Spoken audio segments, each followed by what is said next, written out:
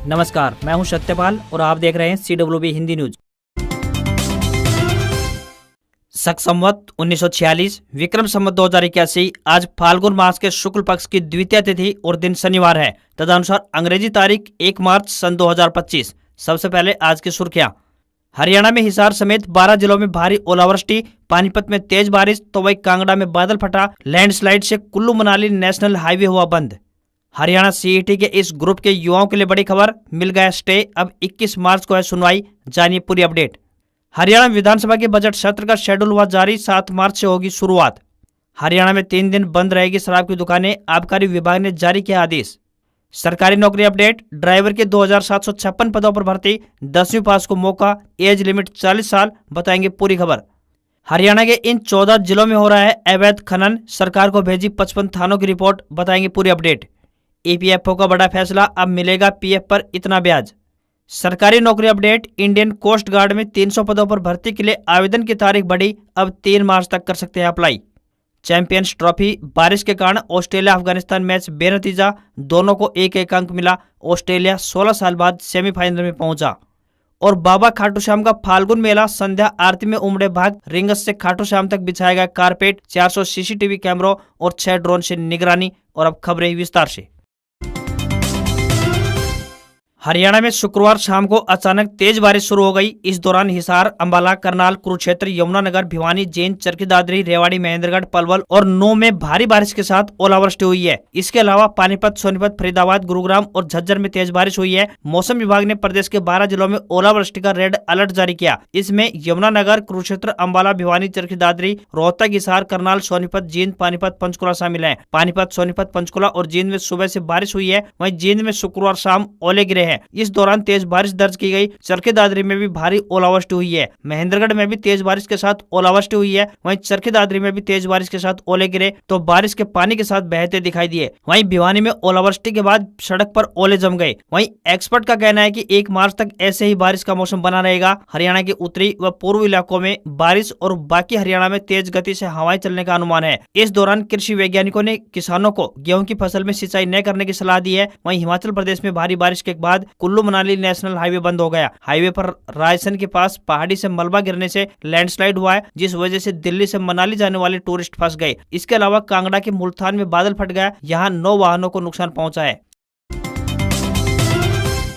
नौकरी का इंतजार कर रहे युवाओं के लिए एक बड़ी खबर है। राष्ट्रीय राजधानी क्षेत्र योजना बोर्ड नई दिल्ली की ओर से मल्टीटास्क स्टाफ और स्टेनोग्राफर के पदों के लिए आवेदन मांगे गए हैं। महिला व पुरुष दोनों वर्गों के उम्मीदवार अपने आवेदन भेज सकते हैं। इच्छुक उम्मीदवार अपना आवेदन पत्र डाक के माध्यम से भेजें। सैलरी की बात करें तो 18,000 रुपए से लेकर 1,42,000 रुपए प्रति माह मिलेगी। आवेदन करने की अंतिम तिथि 9 मार्च है। MTS के लिए आवेदक 10वीं पास होनी चाहिए, तो वहीं स्टेनोग्राफर ग्रेड D के लिए आवेदक स्नातक पास होने चाहिए व कंप्यूटर डिप्लोमा धारक तथा अंग्रेजी स्टेनो 80 शब्द व टाइप में 40 शब्द प्रति मिनट गति होनी चाहिए। स्टेनोग्राफर ग्रेड C की बात करें तो आवेदक स्नातक पास होने चाहिए, कंप्यूटर डिप्लोमा धारक होने चाहिए व अंग्रेजी स्टेनो में 120 शब्द तथा अंग्रेजी टाइप में 40 शब्द प्रति मिनट या फिर हिंदी स्टेनो में 100 शब्द व हिंदी टाइप में 35 शब्द प्रति मिनट की गति होनी चाहिए। न्यूनतम आयु 18 वर्ष और अधिकतम आयु 28 वर्ष तय की गई है, जबकि MTS के लिए अधिकतम आयु 27 वर्ष तय की गई है।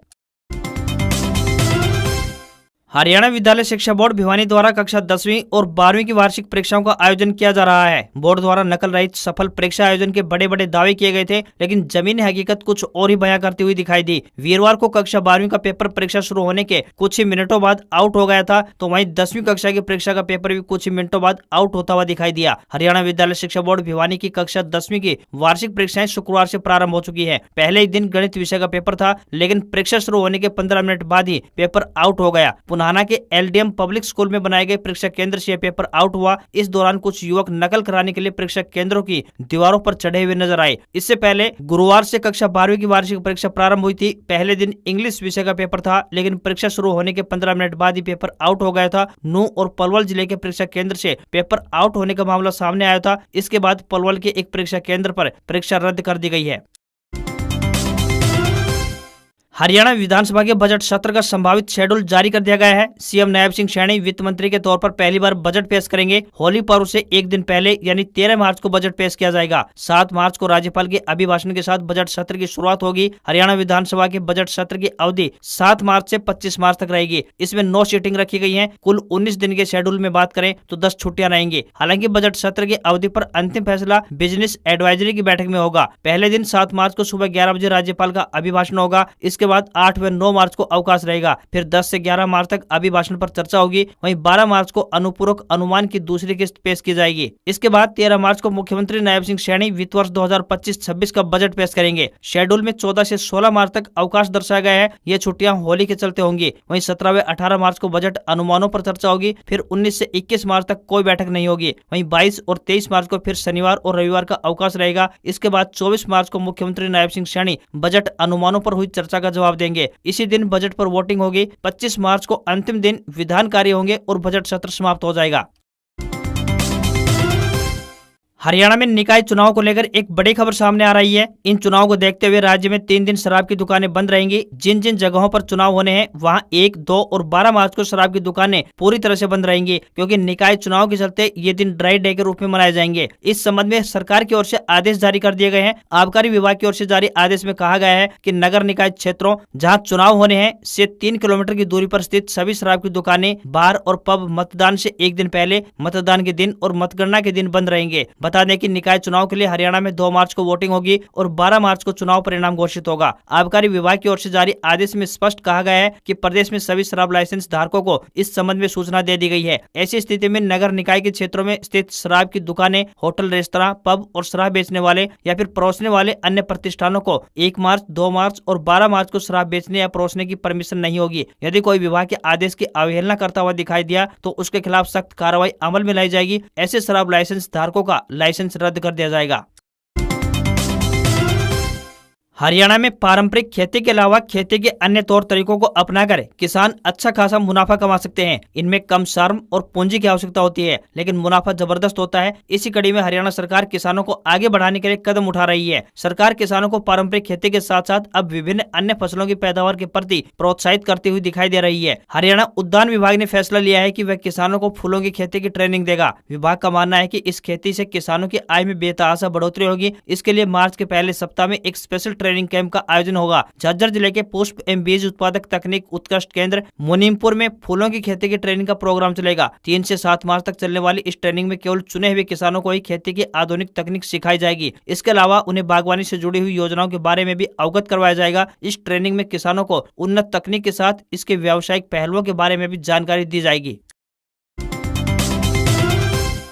राष्ट्रीय शिक्षा नीति के तहत सीबीएसई की तरफ से कक्षा 10वीं में शैक्षणिक सत्र 2025-26 में 2 बोर्ड परीक्षा कराने के लिए एक ड्राफ्ट पॉलिसी तैयार कर दी गई है। यह बोर्ड की आधिकारिक वेबसाइट पर अपलोड भी हो चुकी है। 9 मार्च तक आप सब इस पर प्रतिक्रिया व्यक्त कर सकते हैं। जांच के बाद पॉलिसी को फाइनल रूप दे दिया जाएगा। बोर्ड के परीक्षा नियंत्रक डॉक्टर स्वयं भारद्वाज ने इस बारे में सूचना जारी की है। इसमें उन्होंने बताया कि केंद्र सरकार ने राष्ट्रीय शिक्षा नीति 2020 जारी की है। इसमें सिफारिश की गई है कि छात्रों को बोर्ड परीक्षा में अपना प्रदर्शन सुधारने का मौका दिया जाएगा। इसमें सत्र 2025-26 में कक्षा 10वीं में 2 बोर्ड परीक्षाएं कराने के लिए एक ड्राफ्ट पॉलिसी तैयार करने और इस पॉलिसी को सभी हितधारकों, स्कूल, शिक्षक, अभिभावक, छात्र और अन्य से प्रतिक्रिया प्राप्त करने के लिए बोर्ड की वेबसाइट पर होस्ट करने पर विचार विमर्श हुआ। नई नीति के बारे में बात करें तो पॉलिसी के अनुसार 10वीं की पहली बोर्ड परीक्षा अगले साल 17 फरवरी को 12वीं की मुख्य परीक्षाओं के साथ शुरू होगी। वह 6 मार्च तक चलेगी। इसी प्रकार 10वीं कक्षा की दूसरी बोर्ड परीक्षा 5 मई से शुरू होगी, जो कि 20 मई तक चलेगी। पहली परीक्षा के बाद पासिंग डॉक्यूमेंट्स जारी नहीं होगा। परीक्षा की परफॉर्मेंस को छात्र के डिजी लॉकर में उपलब्ध करवाया जाएगा। इसके आधार पर वे कक्षा 11वीं में एडमिशन ले पाएंगे। दूसरी बोर्ड परीक्षा के रिजल्ट के बाद ही छात्रों को पासिंग डॉक्यूमेंट जारी किया जाएगा। प्रैक्टिकल या फिर आंतरिक मूल्यांकन एक बार ही लिया जाएगा। पॉलिसी के मुताबिक पहली परीक्षा में पास न होने वाले विद्यार्थियों को